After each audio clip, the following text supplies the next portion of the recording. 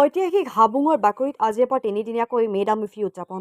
তিনিদিনীয়া বৰ্ণাঢ্য কাৰ্যসূচী হাবুঙৰ বাকৰিত হাবুং উন্নয়ন পৰিচালনা সমিতিৰ উদ্যোগত আজিৰ পৰা সদৌ আহোম ছাত্ৰ সন্থা হাবুং, ঘৌঘহা, বাটখৰীয়া, বেঙেনাগড়া, গোহাঁইচাপৰি চিচি, পূব মাছখোৱা, জোৰকটা, ধেনুখানা, বৰদলনি আঞ্চলিক সমিতি আৰু পূৰ্বাঞ্চল টাই সাহিত্য সভা ধেমাজি জিলা সমিতিৰ সহযোগত আহোমসকলৰ ধৰ্মীয় অনুষ্ঠান মেডাম-মে-ফি উদযাপন।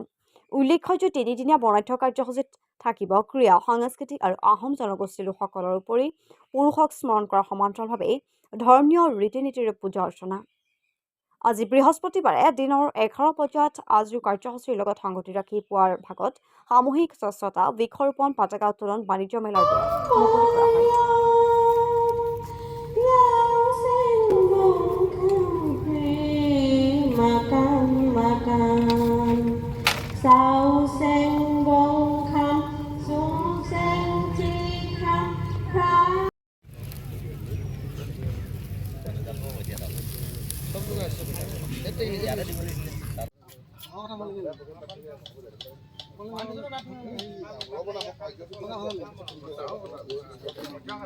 আমাৰ হাবুং বাকৰিত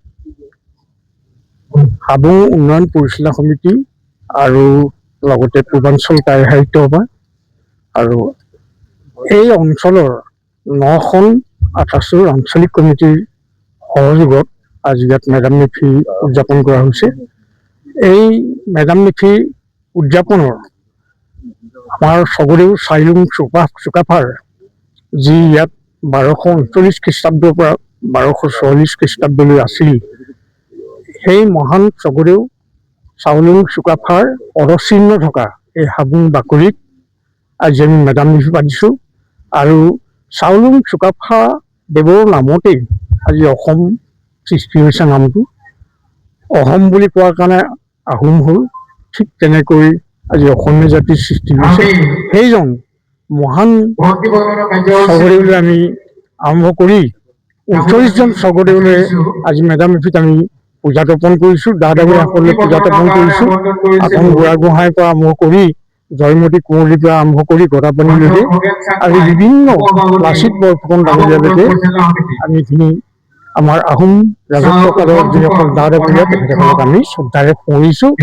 আৰু আজি মেডাম-মে-ফিত আমি তেখেতসকলৰ আত্মা সদ্গতিৰ কাৰণে আজি স্মৃতি তৰ্পণ কৰিছোঁ। আৰু গতিকে ইয়াত আজি তিনিদিনীয়া বৰ্ণাঢ্য কাৰ্যসূচী বাণিজ্য মেলা আৰম্ভ হৈছে আৰু ইয়াতে বিভিন্ন অনুষ্ঠান ইয়াত চলিব, সাংস্কৃতিক অনুষ্ঠান চলিব, আলোচনা চক্ৰ চলিব।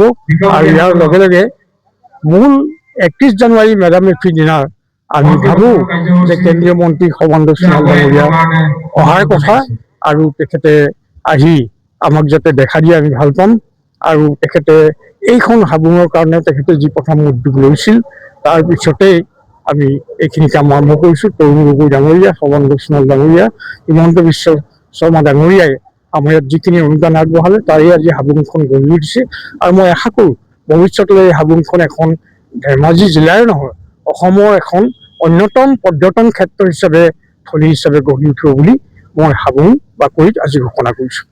হাবুঙৰ পৰা আপোনালোকৰ চেনেলৰ সকলোলৈ আন্তৰিক অভিনন্দন আৰু শ্ৰদ্ধা জ্ঞাপন কৰিছোঁ আৰু মেডাম-মে-ফিৰ শুভেচ্ছা জ্ঞাপন কৰিছোঁ সকলোলৈ, আপোনাক তথা আপোনালোকৰ সকলো কৰ্মকৰ্তালৈ আৰু লগে লগে অসমবাসীলৈ হাবুঙৰ পৰা ঐতিহাসিক হাবুঙৰ পৰা স্বৰ্গদেউ চাওলুং চুকাফাৰ অস্থায়ী দ্বিতীয় ৰাজধানীৰ পৰা মেডাম-মে-ফিৰ শুভেচ্ছা জ্ঞাপন কৰিছোঁ।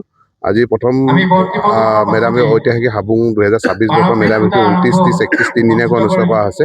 আজি প্ৰথম কাৰ্যসূচী চাফাই আৰু পতাকা উত্তোলন, প্ৰতীকী মাল্যাৰ্পণ এই কাৰ্যসূচী হৈ গৈছে।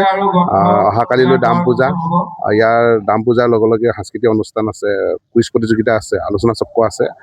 পৰহিলৈ 31 তাৰিখে আমাৰ মেডাম-মে-ফিৰ পূজা আছে। তাৰপিছত লগে লগে মুকলি সভা আছে, বিভিন্ন সাংস্কৃতিক অনুষ্ঠান আছে। গতিকে আমি সকলো কাৰ্যসূচীৰে আপোনালোকৰ মাধ্যমৰ যোগেদি অসমৰ বিভিন্ন প্ৰান্তৰ জাতি, বৰ্ণ, ভাষা নিৰ্বিশেষে সকলোৱে উপস্থিতি আৰু সহায় সহযোগিতা একান্ত কামনা কৰিছোঁ। আৰু সকলোৱে মংগলময় হওক, সকলোৱে মংগলৰ বাবে অসমৰ বিভিন্ন জাতি জনগোষ্ঠী সকলোৱে মংগলৰ বাবে আমি মেডাম-মে-ফিটো উৎসৰ্গা কৰিছোঁ। সকলোৱে ভাল হওক, সকলোৱে ভাল চিন্তা কৰক, মানুহৰ বাবে আমি সকলোৱে ভাল কাম কৰি যাবলৈ এটা সুন্দৰ যাতে প্লেটফৰ্ম পাওঁ, তাৰ বাবে আমি ঐতিহাসিক হাবুঙখন আগুৱাই লৈ যাবলৈ চেষ্টা কৰি আছোঁ।